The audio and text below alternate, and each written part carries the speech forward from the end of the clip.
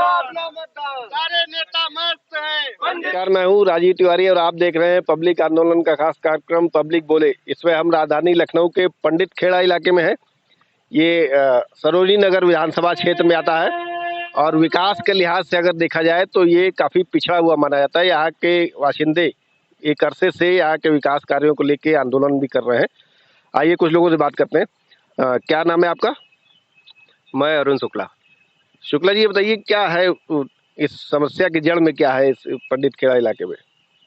समस्या की जड़ में तो अनदेखी, लापरवाही और क्षेत्र के विकास के प्रति असंवेदनशील रवैया जो है उसी को कहा जाएगा।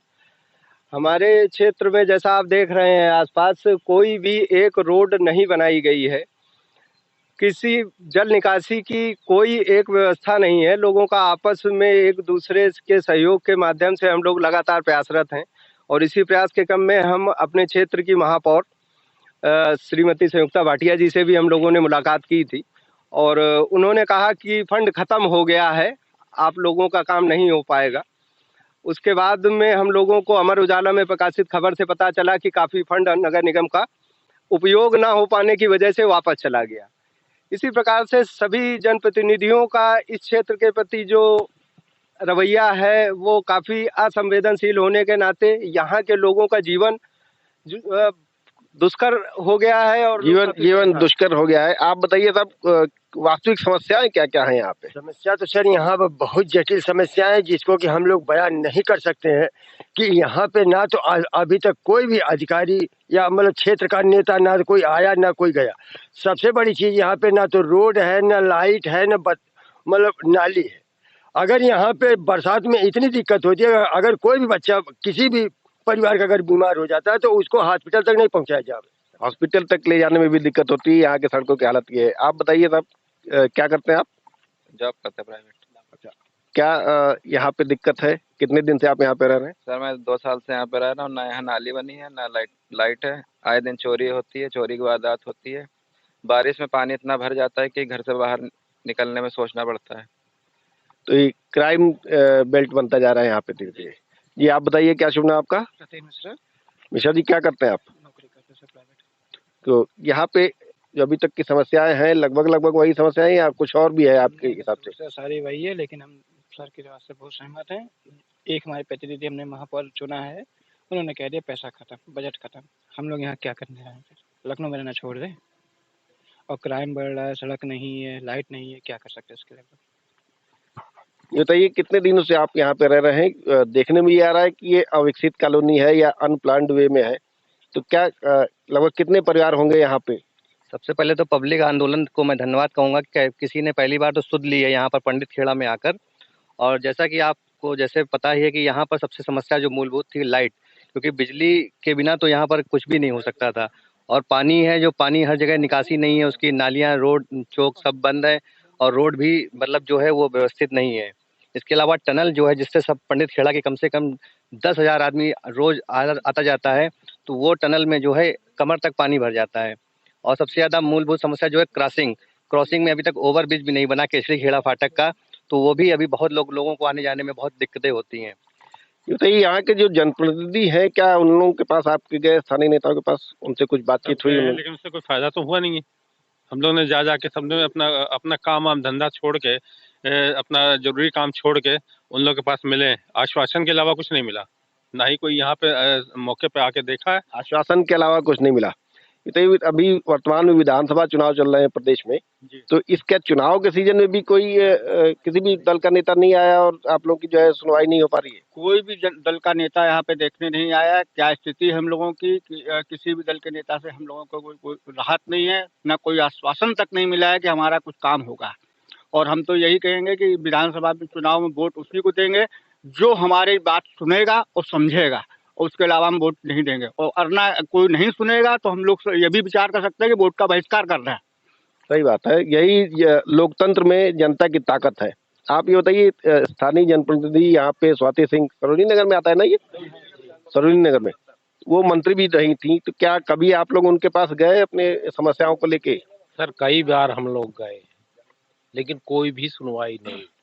हम लोग हर समस्या से भोग रहे हैं। हमारा जो है जैसे मकान जो बना है पानी निकल रहा है दूसरे कहीं जा रहा है, वो कहीं बनवा लिए अपना मकान, तो हमारा पानी कहाँ जाएगा? सब समस्या ही है सर यहाँ। कोई भी ये यहाँ आप बताइए क्या शुभ नाम आपका? बीरेन तिवारी, तिवारी जी क्या करते हैं आप? प्राइवेट जॉब करते हैं।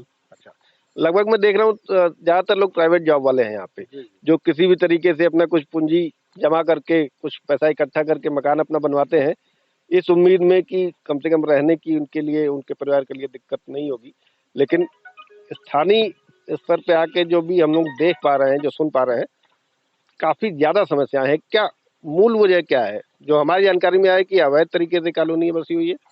जी, इसको पहले एक ऋतु सुहास थे अपने आईपीएस और लखनऊ विकास प्राधिकरण की, तो उन्होंने किसी तरह से क्या सोच के अनियोजित कॉलोनी को घोषित कर दिया, जिससे बिजली की समस्या थी। दूसरी बात, हमारे यहाँ के महापौर रोड लाइट भी नहीं दे सकी, कम से कम रोड लाइट हो जाए। हम लोग जाके उनके पास प्रयासरत रहे बराबर कंटिन्यू, लेकिन उन्होंने कहा बजट खत्म हो गया।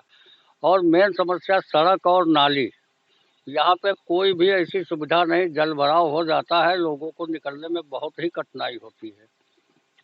जी, यानी आप बताइए क्या नाम आपका? राहुल त्रिवेदी। राहुल जी क्या करते हैं आप?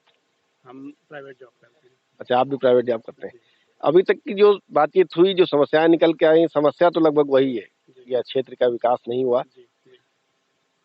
क्या विधानसभा चुनाव को लेकर, जैसे अभी दादा ने कहा कि हो सकता है कि हम लोग मूड में है, कभी इसका बहिष्कार भी कर सकते हैं, क्या यहाँ का जो आंदोलन चल रहा है, आप लोग जो आंदोलन चला रहे हैं, उस आंदोलन में अभी तक कुछ सफलता हाथ लगी है?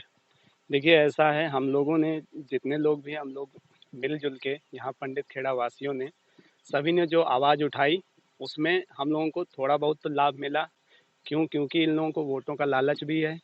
तो जो भी नेता वो लोग वोट लेने आते हैं, हाथ जोड़ के आते हैं, फिर उसके बाद ये लोग कभी आवाज़ नहीं सुनते हैं। आप चिल्लाते रहिए, बोलते रहिए, हाथ जोड़ के फिर आप पहुँचोगे कि भैया हमको जो है बिजली चाहिए, नाली बनवा दो, सीवर बनवा दो, ये करवा दो। अब वो लोग जो है 1 रुपया नहीं, सरकारी खाते से रुपया भी आता है और ये सब वहीं गोल कर देते हैं।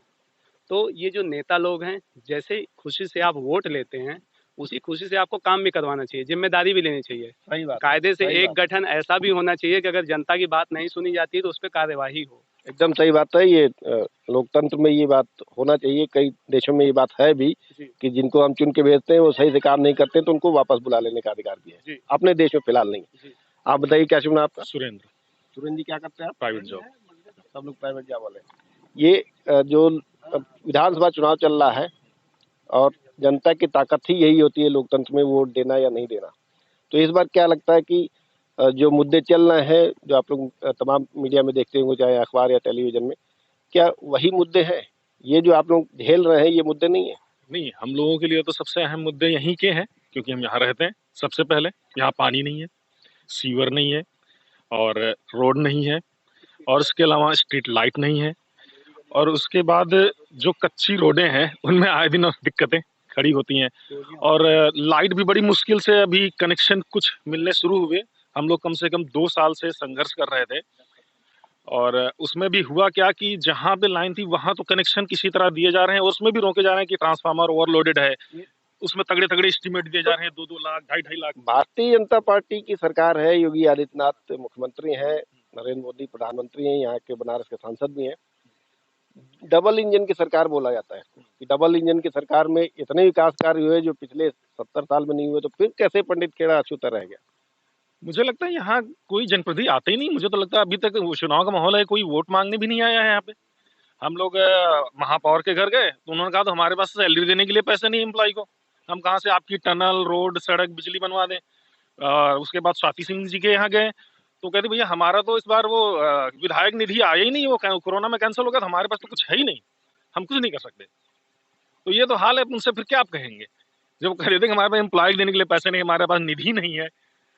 पंडित खेड़ा में आकर ऐसा लगा जैसे कि हम राजधानी में नहीं है बल्कि उत्तर प्रदेश के किसी गांव देहात के इलाके में आ गए। और वाकई में ये पहले गांव देहात का इलाका था भी, लेकिन जिस तरीके से पूरे प्रदेश का विकास करने का दावा तमाम सरकारें करती रही हैं, और ये तो राजधानी है जहां मुख्यमंत्री अपने तमाम कैबिनेट समेत बैठते रहते हैं, फिर भी पंडित खेड़ा को देखने के बाद ये लग रहा है कि शायद विकास की जो किरण जो जिसका दावा तमाम राजनीतिक दल और उनकी सरकारें करती हैं, वो अभी पंडित खेड़ा में नहीं पहुंच पाया है। यहाँ ना बिजली है जो मूलभूत आवश्यकता है लोगों की, ना पानी है, ना सड़क है, और ना ही यहाँ पे जो जलभराव की मुख्य समस्या है उसका कोई निदान है। इन्हीं सब समस्याओं को लेकर पंडित खेड़ा के लोगों ने ये आगामी बुधवार को यानी 16 फरवरी को ये पंडित खेड़ा महासभा का आयोजन किया है। इस महासभा में यहाँ के सब स्थानीय लोग उपस्थित होंगे और आम सभा के जरिए ये तमाम समस्याओं पे और जनप्रतिनिधियों पे और राजनीतिक दलों के जो भी इस समय विधानसभा चुनाव का माहौल चल रहा है उस पर चर्चा होगी, और ये चर्चा होगी कि वोट किसको दिया जाए या वोट ना भी दिया जाए। कैमरामैन सर्वेश पांडे के साथ राजीव तिवारी, पब्लिक आंदोलन, पंडित खेड़ा, लखनऊ।